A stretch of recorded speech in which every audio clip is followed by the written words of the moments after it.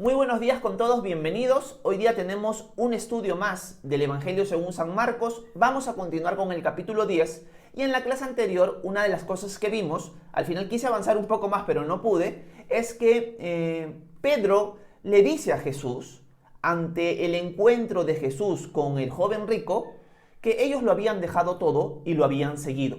Y en cierto sentido es, nosotros lo hemos dejado todo, maestro, y te hemos seguido. ¿Qué nos queda a nosotros? ¿Qué va a ser de nosotros? Y Jesús le da una promesa bien bonita. Les dice que en este tiempo van a tener una familia muy grande. Van a tener padres, madres, hermanos, casas, tierras, aunque con persecuciones, y en el siglo venidero van a obtener la vida eterna. Y meditamos un poco acerca de la familiaridad que debería haber dentro de la iglesia local. Familiaridad que se ha perdido lamentablemente el día de hoy, pero que nosotros, como estudiantes de las Escrituras y como personas que buscan seguir el corazón de Jesús, tenemos que luchar para que eso vuelva a florecer, por así decirlo. Y conversamos un poco acerca de eso.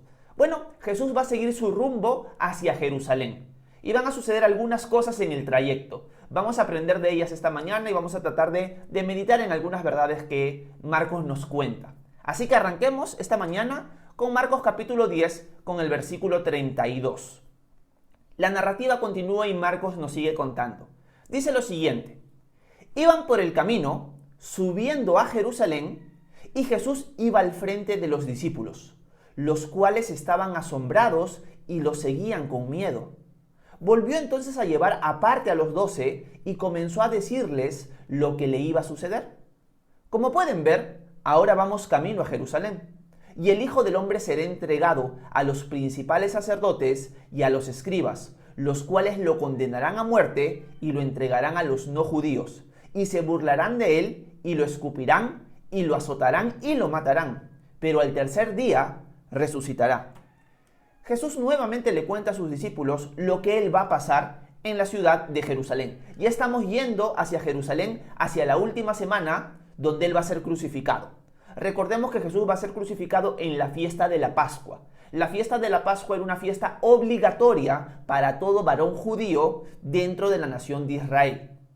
El libro de Números nos cuenta que si alguien vivía lejos de Jerusalén y no podía llegar, podía celebrarla el mes siguiente. El mes donde se celebraba la fiesta de la Pascua era el 14 de Nisan.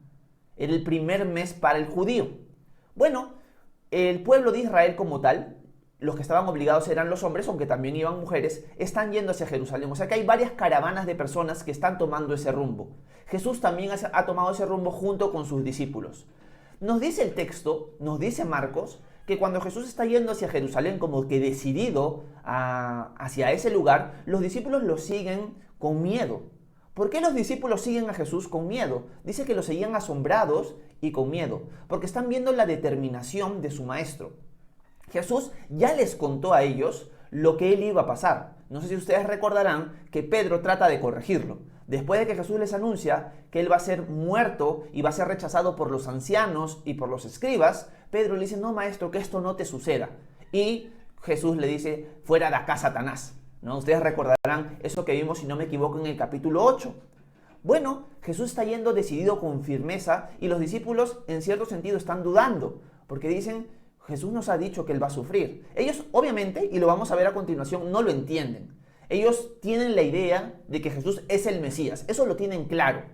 Pero ellos aún no entienden que Jesús es el Mesías sufriente, el Mesías que viene a sacrificarse por ellos, por nosotros. Ellos aún no entienden eso. Así que empiezan a seguir a Jesús, pero lo siguen con miedo y con asombro, porque saben que Jesús ha ido anunciando que él va a morir. Acá vemos dos caras de la moneda. Primero, la cara de Jesús. La cara de Jesús nos da a nosotros un gran ejemplo de firmeza en medio de la adversidad, en medio de situaciones difíciles. Obviamente nosotros no hemos experimentado, gracias a Dios, las persecuciones que los cristianos posteriores a los discípulos, a los apóstoles, experimentaron. Hubieron grandes persecuciones dentro del mundo romano, una fue por Domiciano, otra por Diocleciano, que fueron emperadores romanos, además de Nerón, en tiempos más cercanos a Jesús, donde los cristianos morían abundantemente, donde se utilizaban a los cristianos como antorchas para iluminar Roma. A ese punto llegó la persecución. Hoy en día hay países donde nosotros los cristianos somos perseguidos. Y acá Jesús nos da una lección de firmeza en cuanto a seguir la voluntad del Padre. Jesús sabe lo que le espera en Jerusalén. Jesús no es que está inconsciente de eso, Él sabe a lo que va a Jerusalén. Pero a pesar de que sabe a lo que va, Él se mantiene firme en la voluntad del Padre. Él dice, ok, esa es la voluntad de mi Padre, voy a obedecer, voy a tener esa firmeza, aunque lo que me venga va a ser difícil. Y Jesús marca esa firmeza. Y eso es un ejemplo para los discípulos de la firmeza ante el futuro martirio. Y eso debería ser algo que nosotros debería enriquecernos a nosotros. Saber de que en medio de persecuciones, porque realmente no sabemos el día de mañana cómo será en nuestra vida, tenemos que tener esa misma firmeza y pedirle a Dios esa firmeza en medio de la persecución. Pero por otro lado, vemos a los discípulos. Los discípulos tienen miedo, pero a pesar de que tienen miedo, siguen a Jesús. Ellos podrían haber tenido miedo y huir de Jesús, como lo van a hacer en algún futuro cercano. Pero ahorita, en medio de la incertidumbre, en medio de que no entienden muy bien la cosa, aunque tienen miedo, ellos están siguiendo a Jesús. Y acá podríamos meditar lo siguiente. Hay veces en nuestro caminar diario con el Señor que realmente no entendemos lo que el Señor quiere hacer. Realmente no lo entendemos. Tú dices, a un tiempo el Señor estuvo trabajando conmigo, permitiendo ciertas cosas, pero ahora las ha cerrado puertas. No entiendo muy bien lo que Dios está haciendo en mi vida. No entiendo hacia dónde Dios me quiere llevar. Realmente no lo entiendo. Y es un momento de incertidumbre. Es la disciplina del desconsuelo. Es como que no entiendes lo que Dios está haciendo. Te sientes un poco desconsolado, estás dudando, tienes miedo, tienes asombro, porque realmente no entiendes lo que el Señor está haciendo en tu vida, ni lo que va a hacer. Es como una incertidumbre. Ha llegado un momento en tu vida donde pasa eso, como está pasando con los discípulos. Realmente no entienden lo que va a pasar en Jerusalén. Están desconcertados, no entienden al maestro que han estado siguiendo durante tanto tiempo. A veces pasa exactamente lo mismo con nosotros. No entendemos al maestro que hemos estado siguiendo tanto tiempo. Durante un tiempo ha sido muy claro lo que el Señor estaba haciendo con nosotros, lo que el Señor estaba permitiendo, las pruebas, todo eso tenía como cierto sentido. Pero hay momentos donde Dios hace cosas sin sentido en nuestra vida que nos desconciertan, que en cierto sentido nos escandalizan, que nos desconsuelan. Y en esos momentos de temor tenemos que seguir siguiendo a Jesús, entendiendo que sus caminos son mejores que los nuestros, entendiendo de que al final todo nos ayuda para bien. Eso es algo muy importante de entender en esos momentos, porque esos momentos llegan. Si uno trata de vivir guiado por el Espíritu Santo siempre, se va a dar cuenta de que Dios va a permitir situaciones así. No son fáciles para nada, pero son momentos donde tenemos que aferrarnos a lo que sí conocemos de Dios. ¿Qué conocemos de Dios? Que Él quiere lo mejor para nosotros, que todo nos ayuda para bien, que Él nos promete que Él siempre va a estar con nosotros, que nunca nos va a dejar, nunca nos va a desamparar, siempre nos va a ayudar, siempre nos va a sustentar. Y en esos momentos, aunque tenemos incertidumbre y miedo, tenemos que seguir adelante, como le están haciendo los discípulos en este momento. Así que eso es muy importante recordar mientras caminamos con Jesús, sea donde Él nos esté llevando, sea a un tiempo de persecución, o sea un tiempo donde ni siquiera entendemos nada. En esos momentos tenemos que seguir detrás de Él. Y Él es un ejemplo de firmeza para nosotros esta mañana. A pesar de lo que Él sabía que iba a vivir, que era una tortura horrible, Él sigue adelante. Porque Él está interesado en hacer la voluntad del Padre. Y eso debe ser exactamente lo mismo para nosotros. Pero en el camino va a surgir una discusión muy importante de parte de los discípulos, que también nos va a enseñar algo bien bonito. Algo que Jesús ya repitió, pero que los discípulos no han entendido. Así que vamos a leer a qué me refiero. Veamos el versículo 35 en adelante. Dice lo siguiente: Jacobo y Juan, los hijos de Zebedeo, se acercaron a él y le dijeron: Maestro, queremos que nos concedas lo que vamos a pedirte. Jesús les preguntó: ¿qué quieren que haga por ustedes? Ellos le respondieron: concédenos que en tu gloria uno de nosotros se siente a tu derecha y el otro a tu izquierda. Jesús les dijo: ustedes no saben lo que piden. ¿Acaso pueden beber del mismo vaso del que yo bebo o ser bautizado con el mismo bautizo que voy a recibir? Ellos dijeron: sí podemos. Entonces Jesús les dijo: a decir verdad, beberán del vaso del que yo bebo y recibirán el mismo bautismo que voy a recibir. Pero no me corresponde concederles quién se siente a mi derecha o a mi izquierda, pues ya es de aquellos para quienes está preparado. Bueno, acá surgen dos discípulos. Estos discípulos son Jacobo y Juan, los hijos de Zebedeo. El Evangelio según Mateo nos cuenta que la que cuenta o la que le pregunta esto a Jesús es su mamá, no son ellos. Parece que son enviados por ellos, pero es su madre la que le pregunta esto a Jesús. Y obviamente el propósito es, maestro, vamos a Jerusalén y te vas a plantar como el Mesías, vas a reinar. Nuevamente es como que, muchachos, ya les dije que me voy a morir. Ya les dije que voy a morir y que me van a traicionar. ¿Por qué siguen pensando que voy a establecer mi reino ahora? Nuevamente remarcamos que los discípulos no entendían las cosas rápidamente.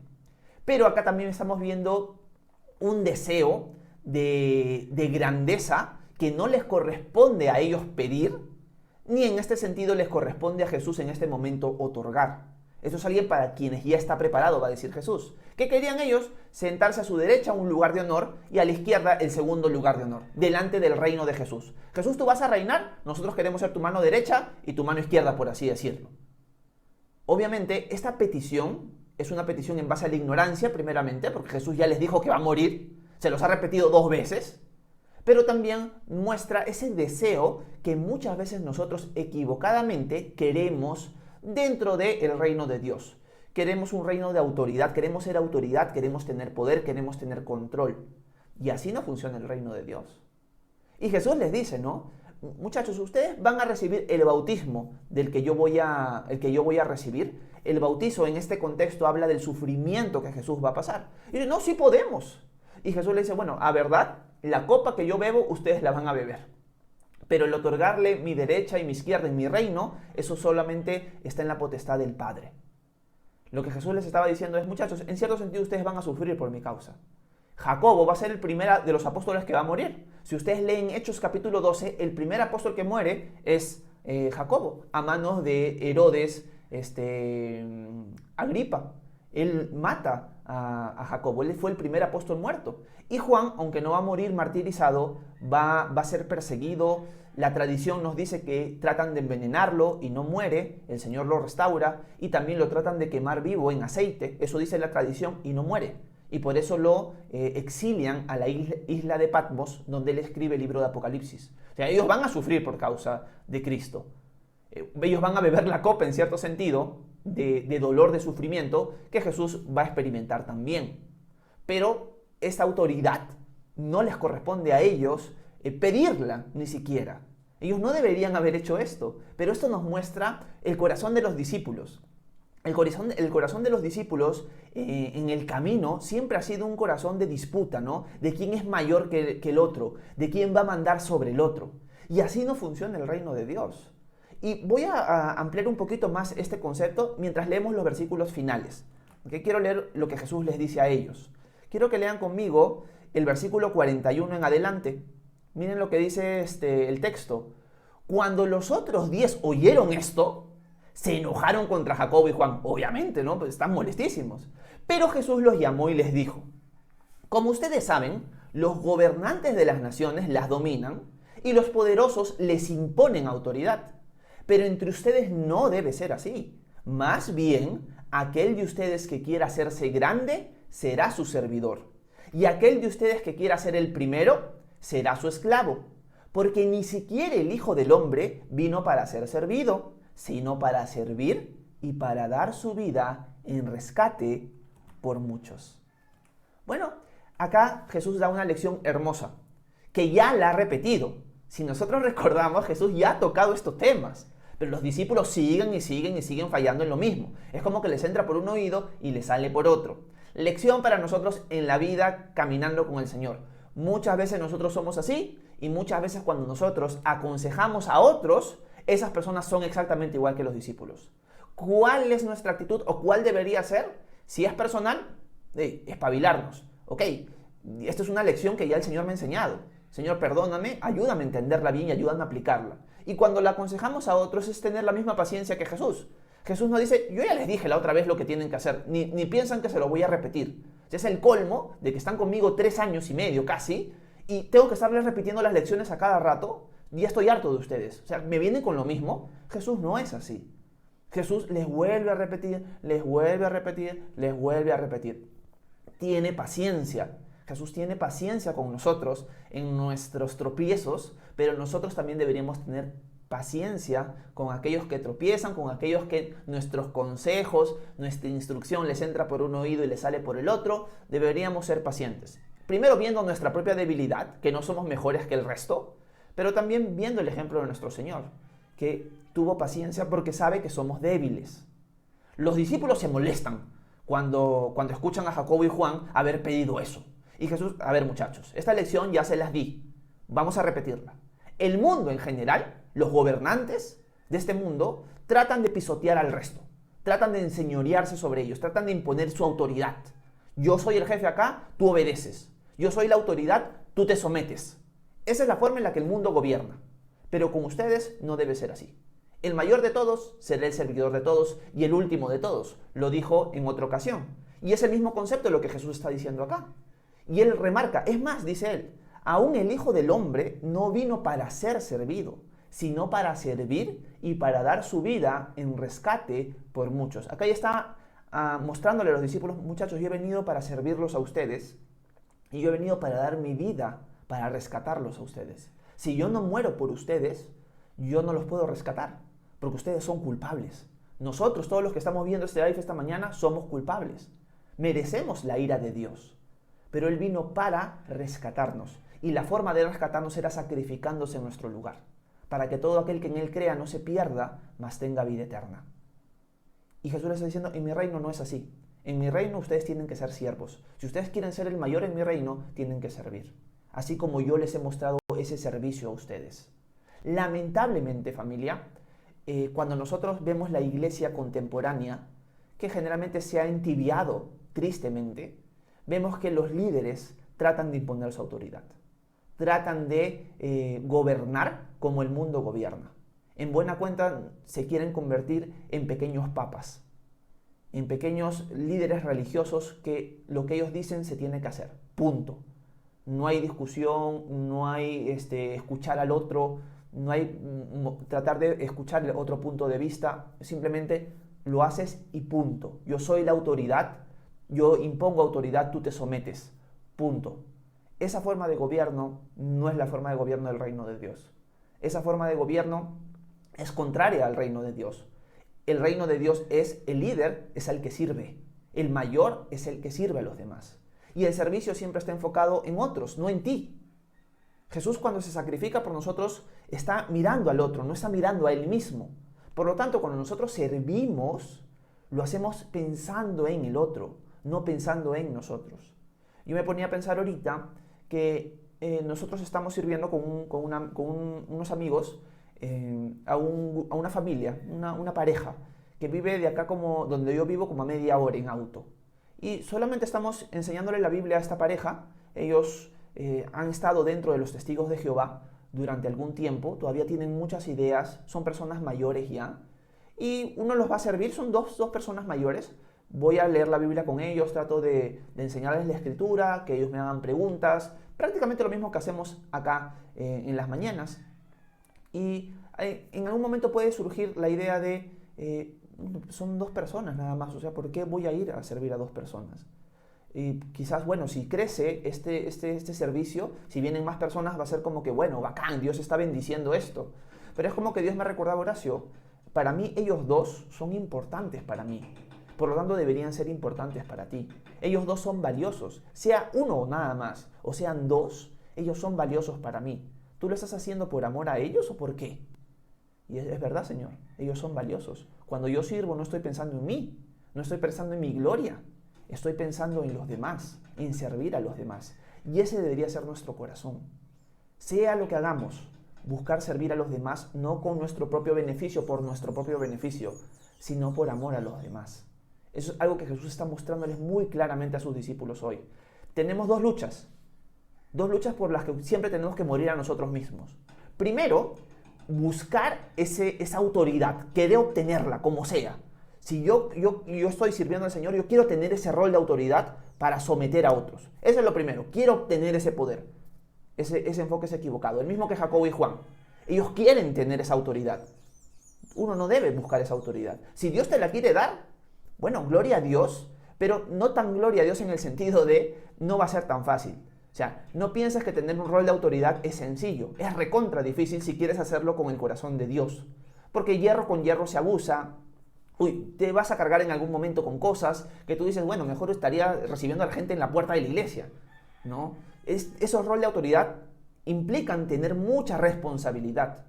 Así que si tú quieres hacerlo por amor a Dios, deja que Él te eleve. Tú no te busques elevar. Y segundo, cuando tú ya estás en ese rol de autoridad, tienes que entender que no se gobierna como el mundo, que no impones tu autoridad sobre las personas, sino que sirves. Y eso no solamente se extiende al liderazgo de la iglesia en general, sino a todos nosotros. La comunidad, la familia de la iglesia, la familia de Cristo, el cuerpo de Cristo, es una familia que se sirve mutuamente, que mira a los demás como superiores a sí mismos y se sirve. Ahora tenemos que preguntarnos para terminar con esto, ¿esa es mi actitud? ¿Mi actitud es dejar que Dios me eleve y yo no buscar elevarme? Y también, ¿mi actitud es de servicio o simplemente de que me sirvan? Bueno, aprendamos de Jesús, que Él no vino para ser servido, sino para servir y para dar su vida en rescate por muchos. El servicio implica dar nuestra vida por los demás. Y eso debería ser parte de nuestro llamado y de nuestro día a día. Así que los animo esta mañana a eso. Vivamos vidas de servicio. Aferrémonos a Jesús, pidámosle a Él el poder, ese corazón transformado para poder hacer el servicio que Él desea para los demás. Así que espero que esta pequeña meditación les haya servido de edificación a ustedes. Si tienen alguna pregunta, alguna duda, como siempre, cada mañana, pueden dejarla en la sección de comentarios que yo los voy a leer inmediatamente. Que Dios los bendiga a todos. Gracias por su atención.